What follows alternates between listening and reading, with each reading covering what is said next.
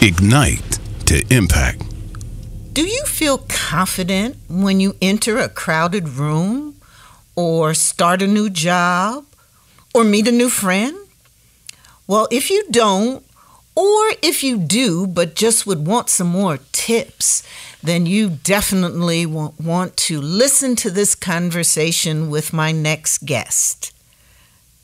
Welcome to Ignite to Impact, where influencers hang out and share their stories of success and struggle and how they unleash their influence to make a difference. I'm Dr. Geneva, founder of the Vibrant Life Blueprint, and my guest today can answer those questions and talk to us all about confidence because she is your Inner Confidence Strategist. I'm talking about Regina Robinson, an award-winning global speaker and an Amazon bestseller and founder of the Unstoppable Woman on the Move movement.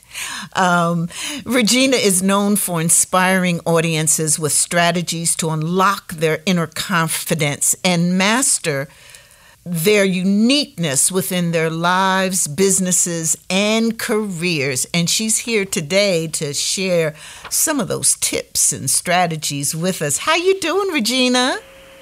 Hello, Dr. Geneva. Thank you so much for having me here today on Ignite the Impact. I'm excited to share with you and your community. Thank you. Thank you. We're delighted. And I was talking with you earlier. You're coming to us from the great state of Maryland. And in that state is Morgan State University, where I went to school. So I feel a kindred spirit already. I feel the vibe. Yeah, so I'm home where you finished it all and started it all. Yes, that's right. That's right. Well, Regina, just answer this question for me. What is confidence?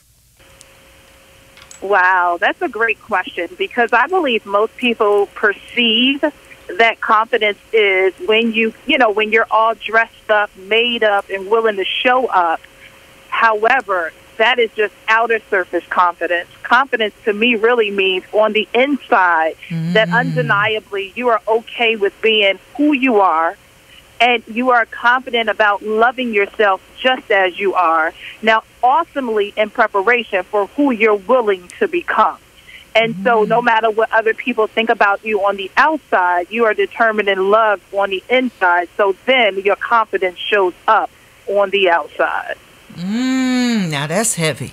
So now I need you to break that down. So I heard a lot of things in that. One of the things I heard is, yes, there's an outside, but what's more important is that inside. What are the pieces of the inside inner confidence? I believe a lot of times we have some shattered pieces on the inside. And when I say those shattered pieces, that's the hurt, that's the disappointment, that's the disbelief, that's the lack of self-love.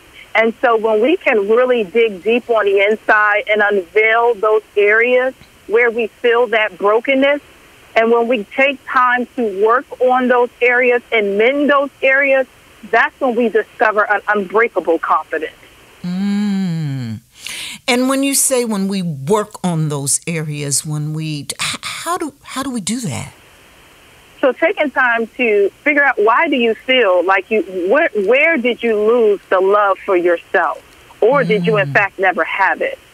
So it's really digging deep and going back to understanding what does it mean to love yourself? Because we want everyone else to love us, but we have to first love ourselves in order for someone to even love us.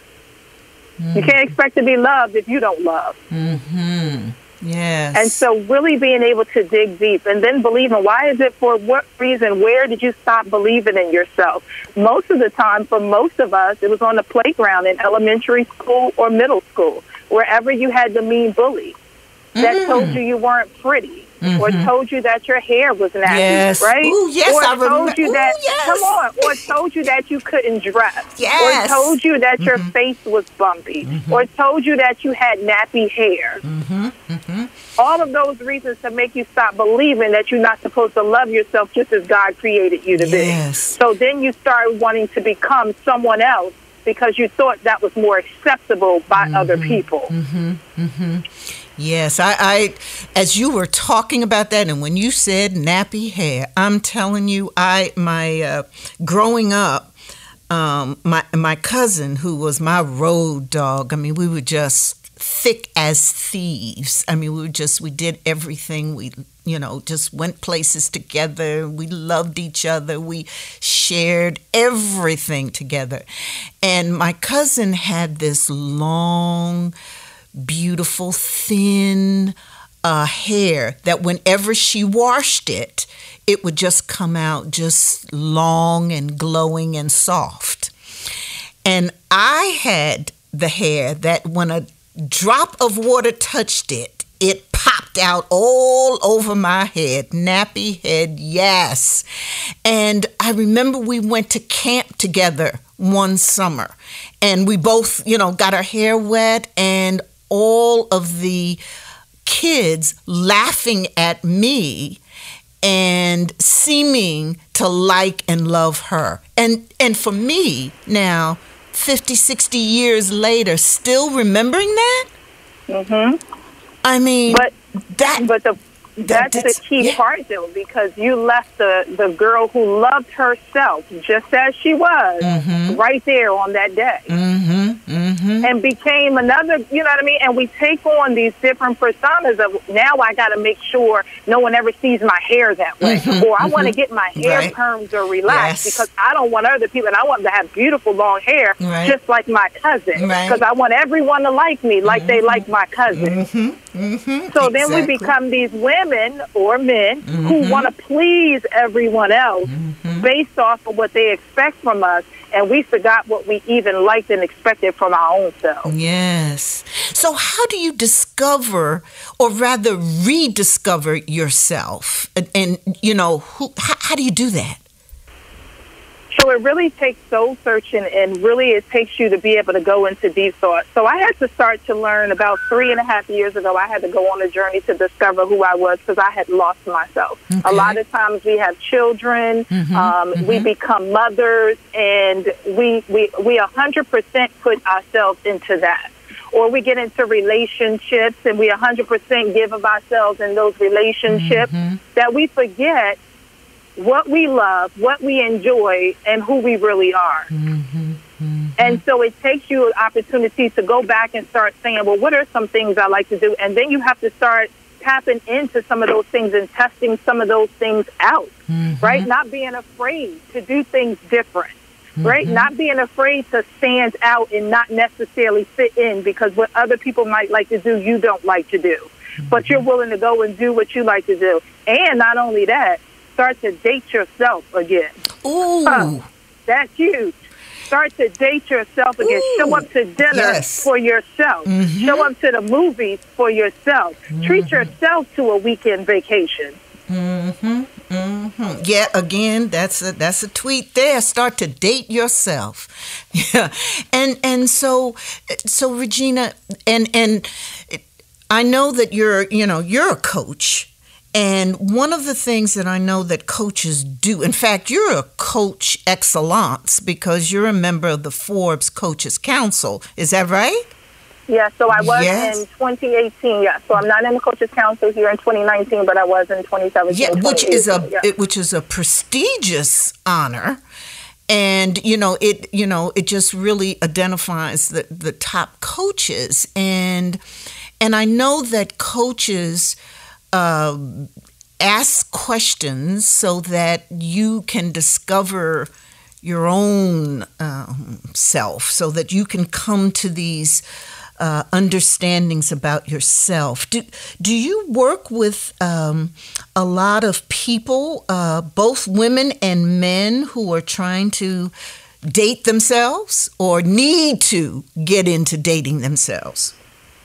So I work with women. I don't work with men. But, yes, I do work with women who are trying to discover and unlock, I call it unlock, their inner confidence. Okay. And so in the midst of unlocking your inner confidence, you got to begin to love you. because it starts with you. Okay. And so I like to ask a lot of different questions so that I can understand exactly where it comes from, so that you can go back and capture that young girl. Wow. Because we leave ourselves back at that space where that young girl, like I said, you left yourself that day. Yes. Where when they switch something in you to say, you know, and then now to be able to think back about it like it was just yesterday. Yes. Just yesterday. What are some of the... Yeah. Go ahead. No, you go ahead. No, and I was saying it's still a trigger, right? Because Yes. I just mentioned it as a bullet point in something we were saying, Right. but it still hit you right then and there. It did. That image, the memory came up. The memory of it. Yes. Absolutely. And how I felt, I know how I felt, and I could see places in my life where it affected me in terms of how I did my hair, or how I wanted to style my hair, or what I thought about my hair, what I thought about I looked like when my hair was a certain way. I can still see that. And also, Regina, I really can see when I changed. And I went, I said, that really ain't about me. And I can do anything I want to with my hair, however, and I'm still beautiful. Yes, because most people put their insecurities on other people. And, you know, and that's what bullies do. Just place their insecurities onto someone else.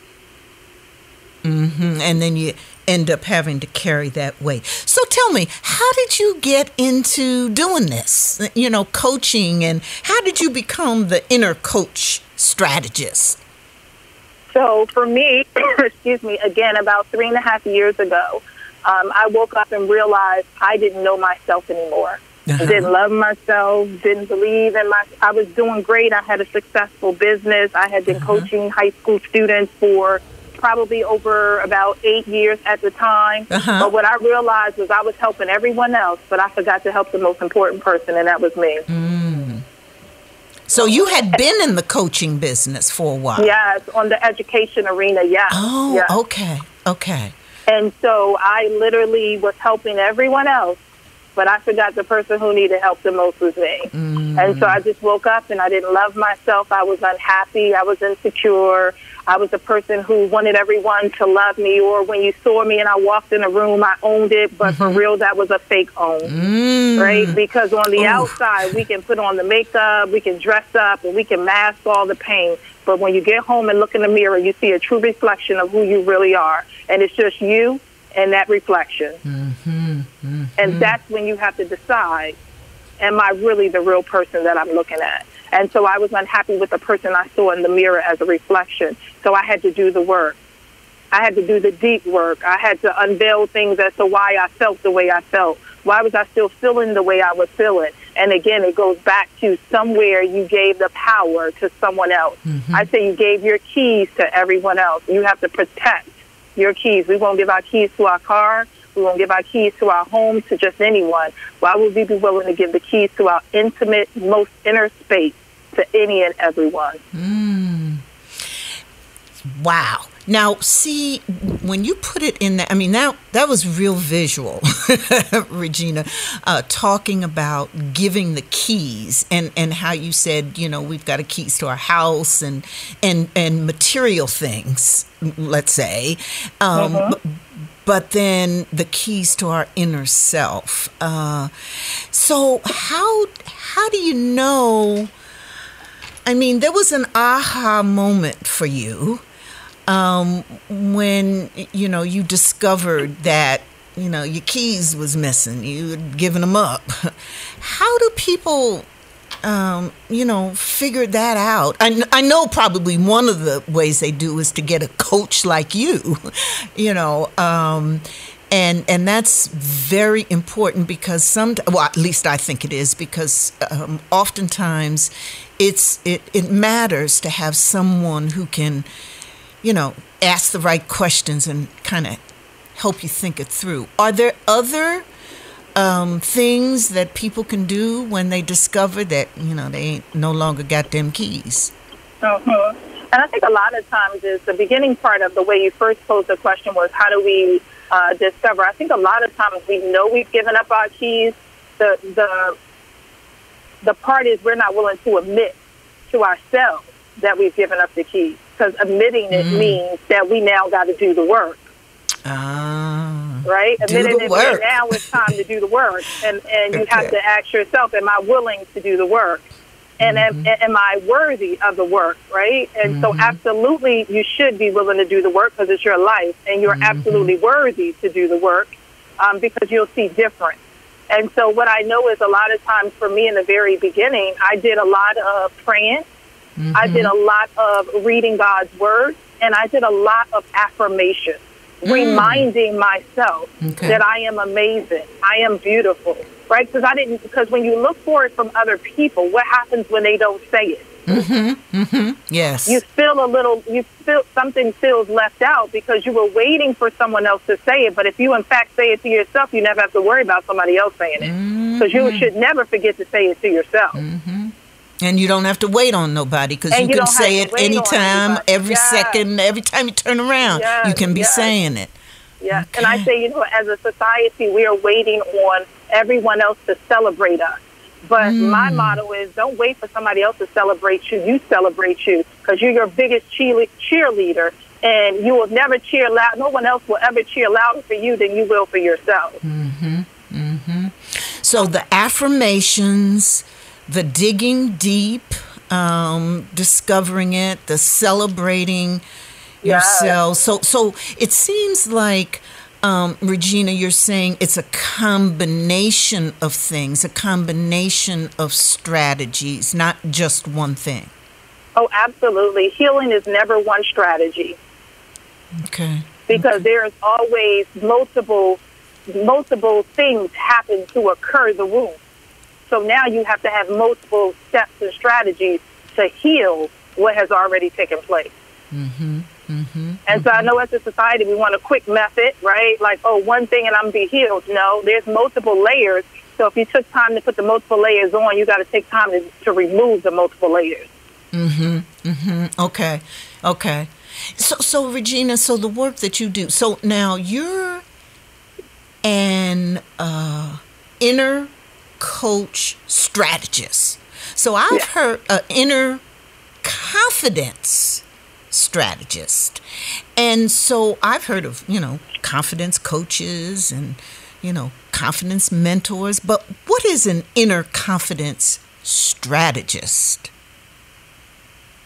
So a lot of times people will say, I'm going to coach you, and I have nothing against that and all of that part. But what I believe is I'm going to give you the strategies and the tools and assist you and hold you accountable to doing the work.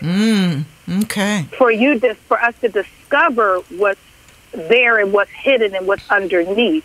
And then for you to be able to put in the work to get the healing.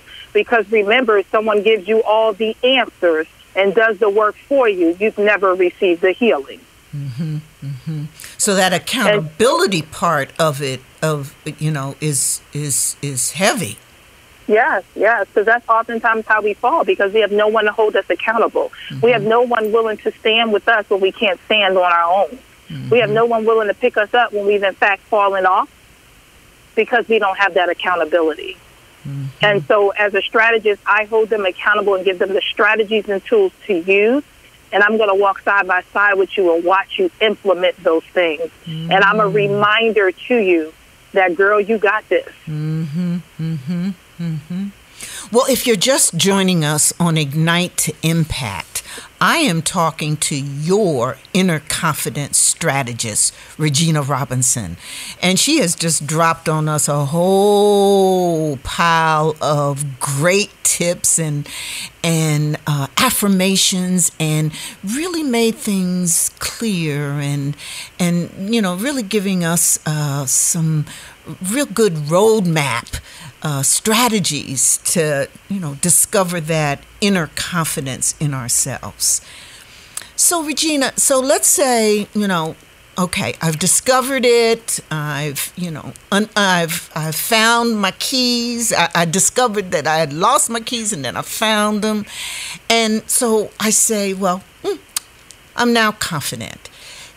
What does a confident woman look like?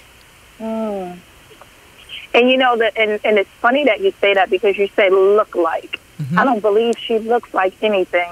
I believe that her energy brings an ambiance to a room that doesn't require her to look anyway. Oh, but now wait, Regina, wait a minute. Just start that over again, okay?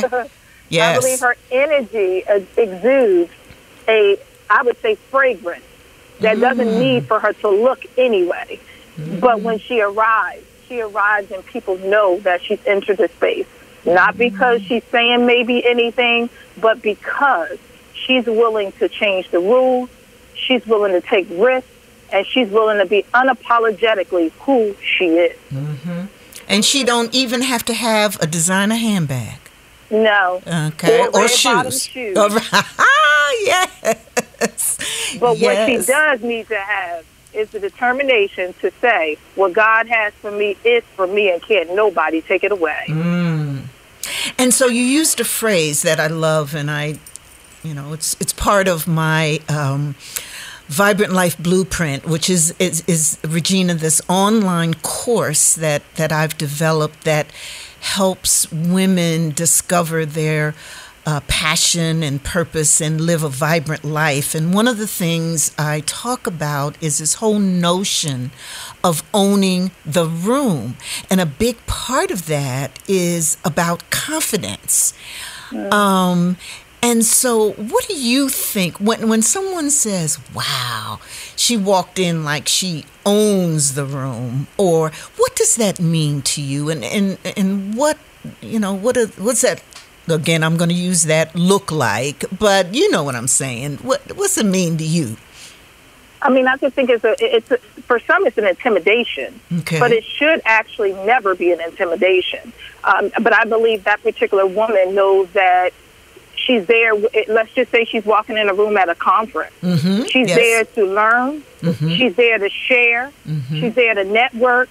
And most importantly, she's there to discover more about herself when she's done. Yes. Because she's there looking for whatever it is that she's standing in need, or imparting knowledge for whatever she came and people needed from her in that space. Or even from a man. It could be her or a man. You mentioned that you work with women, not men. Yes. Do you find a difference? How do men and women discover, use, display confidence differently, or do they? So men do it very differently, right, than us as women. As men, they often exude confidence different. Let's just give an example of a meeting in a boardroom, whereas a man is going to enter the boardroom, and if there's certain seats or front seat, they're going to take the front seat. Whereas if the woman enters the boardroom, they're most likely going to sit a little bit further to, the end, leaving the head seat. And the men are going to sit right up strong, and they're going to exude their opinion and their comments and add to the table, whereas a woman will often kind of head down, necessarily not going to share what it is that she wants to share. But then you have a whole nother woman who's going to enter the conference room, is going to sit at the head chair if it's empty, because the head chair isn't necessarily guaranteed to anyone. Whoever arrives first gets the head chair, right? And then when she enters, she's going to have her own opinions and feedback at the table as well. Now, of course, sometimes that's warranted and sometimes it's not necessarily accepted, but at least she knows that that she ignited her voice in that room, that she used her voice in that room. And so I believe we have to get to a space as women. And in my Unstoppable Women Mentor program, I teach women, listen, we got to be willing to unapologetically own our greatness without apology. When you have done the work, you've proven your time. You've done the work. And so when men do the work, they make sure they express they've done the work. And they don't do it loud, but they walk in and they exude that. And so as women, we have to get in the space of exuding that as well. we own the right to be at the table just as they do. Mm-hmm. Yes, so you're the founder of the Unstoppable Woman on the Move movement. So Yes. So let's say I wanted to join that movement. What would I be getting into? So the movement is just across social media platforms. Mm-hmm. And when I'm going in, I'm speaking on stages. I'm talking to women about literally showing up and being unapologetic about being who they are, being okay with changing the game, being okay with breaking the rules, being okay with being different than everyone else. And most importantly, understanding that you are uniquely designed to be you, and no one can ever be a copycat of you. Mm-hmm, mm-hmm, mm-hmm. And so I want other women to understand that it's okay to believe in yourself. It's okay to walk in your power. And to me, unstoppable, when you break it down, to me, I break it down and say I'm unable to stop. I'm unable to stop because I have everything in me I need to keep going. The only thing that's willing to stop me is me. Yes. So, Regina, what's next for you? Wow. Let's see, what's next for me? I have my Unstoppable Woman Retreat coming up, and that's in 2019, June 28th through the 30th. And for this year's retreat, it's a little different. God gave me the vision, and the theme for this year's retreat is Pass the Torch and Unveil Your Legacy. I believe we can, if we reach back now and grab our young girls, they don't have to experience all that we've had to experience as women, and now we're trying to go back and refuel the young girls so that we can own the woman that we are today. And so we're going to have young girls and women at the retreat, and we're hosting it and giving the tagline of a weekend in the fire. So we're going to have a passing of the torch ceremony where we're going to burn the things that young girls should never have to experience: molestation, rape, abortion, disbelief, lack of self-love, lack of confidence. We're burning all of those things and empowering our young girls to understand that they are unstoppable, and everything that they need is on the inside of them. If they just discover it now and ignite it now, they can impact and change the world. Oh, wow. I want to be there. Oh, my goodness, that is phenomenal. And what I love the most about it, and you know, this podcast that we do, which is one of the reasons I love podcasting, is this conversation that you and I are having will live forever. So people, 5 years from now who are listening to this podcast, they may have missed the conference that's coming up this year, but the impact of what you're doing, of what you're saying, will resonate with them, and hopefully, inspire them to, think about, do the same kinds of things that you're doing. I just love the whole idea of the legacy and passing the baton and holding out the hand for our young girls, because it just seems to me that's what it's really all about. Absolutely. Yes. Absolutely. And I believe as we go higher as women, it's important that we don't forget that our young girls coming behind us, they're standing on our shoulders. Right. We stood on the shoulders of those who came before us. Yes. And they're going to stand on the shoulders of the legacies and the impact that we make now. Right. They're coming behind us to stand on our shoulders. Maya Angelou say, I come as one, but I stand as 10,000. That's right. And 10,000. So our young girls need to understand that the women that are out here impacting the world today, they are their 10,000. And for me, I want to be the one of those 10,000 for young girls to understand that their legacy will live out through what we've already started to plant, and we're watering, and they will reap the harvest. And where's your conference going to be held? I'm going to be here in Ellicott City, Maryland, at the Turf Valley Resort. The retreat will be June 28th through the 30th. At a resort. 2019. Yes, that's so nice at a resort, too. Well, Regina Robinson, you are really lighting the way. And I can see why you're a strategist. Because you're not only coaching, which, of course, is an important, valuable technique in itself, but you're also designing ways to discover your inner self. So that's what I think strategists do. They help design, they help create. They don't do it by themselves, but they help create, and they bring those tools and techniques. And you certainly are doing it, unstoppable woman. Absolutely. The thing about being a coach or strategist or any of those areas, you only get to touch a small amount of numbers. But the part that makes me most rewarding in that is, as an award-winning global speaker, I step on stages around the world, and I can impact women and young men and men when at conferences at a masses. And so when I get that opportunity, my goal is literally to inspire, to impact, and to educate the people in that audience. How and wonderful. So a podcast is no different than a stage. Yes. I tell people all the time, the minute you open your voice, you're on a stage. What you say that comes out will determine whether you've had an opportunity to educate someone, inspire someone, and impact them to make a change in their lives. And every time I open my mouth, that's my ultimate goal. And we are so blessed that is your mission, passion, vision. Thank you so much, Regina Robinson. Unlock your inner confidence, show up in power, and be the authentic you. We love you. Amazon best-selling author, strategist, and founder of Unstoppable Women on the Move. Your Inner Confidence Strategist. Thank you so much for spending time on Ignite to Impact and sharing your influence and letting us, take a peek into how you unleash your influence to make a difference. Thank you so much for allowing me this opportunity to share this time with you. Thank you. And I'll say again to all of you, thank you for being here at Ignite to Impact. This is Dr. Geneva. I do want you to check out my online course, The Vibrant Life Blueprint.